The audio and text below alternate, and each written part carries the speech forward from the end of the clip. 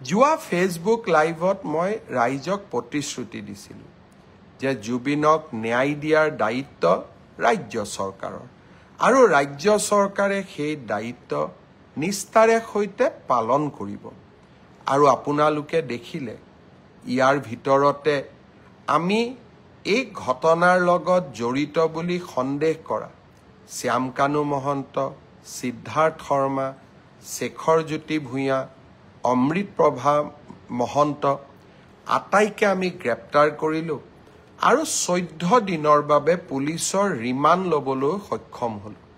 সাধাৰণতে কোনো ন্যায়ালয়ে 14 দিন পুলিচ ৰিমাণ্ড নিদিয়ে। এই ক্ষেত্ৰত আমাৰ প্ৰচেষ্টাই এটা ব্যতিক্ৰমী ৰূপ ল'লে। প্ৰথমবাৰৰ বাবে আমি কোনোবা এজন অভিযুক্তৰ বিৰুদ্ধে 14 দিনৰ পুলিচৰ ৰিমাণ্ড ল'বলৈ সক্ষম হৈছোঁ।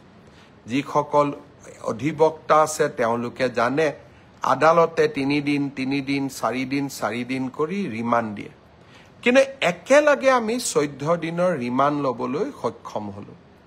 এতিয়া আমাৰ অপেক্ষা ছিংগাপুৰত থকা অসমীয়া লোকসকলে যাতে আমাৰ তদন্ত প্ৰক্ৰিয়াত আহি সহযোগিতা কৰে আৰু তেখেতসকলে যদি এই তদন্ত প্ৰক্ৰিয়াত সহযোগ নকৰে আমি তেখেতসকলৰ বিৰুদ্ধেও আমি কঠোৰ হ'ম। বহুতৰ প্ৰশ্ন আছিলে যে ছিংগাপুৰত পোষ্টমৰ্টেম হ'ব, ৰিপৰ্ট পাম নে নাপাম। যোৱাকালি জুবিনৰ পত্নী গৰিমা গাৰ্গৰ হাতত আমি ছিংগাপুৰৰ পোষ্টমৰ্টেম ৰিপৰ্টটো তুলি দিছোঁ। গুৱাহাটী মেডিকেল কলেজত হোৱা পোষ্টমৰ্টেমৰ ৰিপৰ্টটো অহাকালি আমি জুবিনৰ পত্নী গৰিমাৰ হাতত তুলি দিম। পোষ্টমৰ্টেম ৰিপৰ্টটো গুৱাহাটীৰ পোষ্টমৰ্টেম ৰিপৰ্ট ৰাজহুৱা কৰিব নকৰিব সেই সিদ্ধান্ত আমি গৰিমাৰ ওপৰত এৰি দিম। আমি গৰিমাৰ ওচৰত বা গৰিমাৰ হাতত আমি পোষ্টমৰ্টেম ৰিপৰ্ট গতাই দিম আৰু আমি আদালতকো এই পোষ্টমৰ্টেম ৰিপৰ্ট আমি গতাই দিম। আপোনালোকক জনাবলৈ পাই মই সুখী হৈছোঁ যে জুবিনক ন্যায় দিয়াৰ ক্ষেত্ৰত আমি আৰু এটা ডাঙৰ কাম কৰিবলৈ সক্ষম হৈছোঁ। ন্যায়িক তদন্ত প্ৰথমবাৰৰ বাবে গুৱাহাটী উচ্চ ন্যায়ালয়ৰ মাননীয় মুখ্য ন্যায়াধীশগৰাকীক আমি আহ্বান জনাইছিলোঁ যে জুবিন গাৰ্গৰ মৃত্যুৰ তদন্ত কৰিবলৈ এখন জুডিচিয়েল কমিশ্যন ন্যায়িক আয়োগ গঠন কৰিব লাগে আৰু এই ন্যায়িক আয়োগত ৰিটায়াৰ্ড জাজ নহয়, অৱসৰপ্ৰাপ্ত ন্যায়াধীশ নহয়, হাইকোৰ্টৰ বৰ্তমান ন্যায়াধীশ এজনক নিযুক্তি দিব লাগে।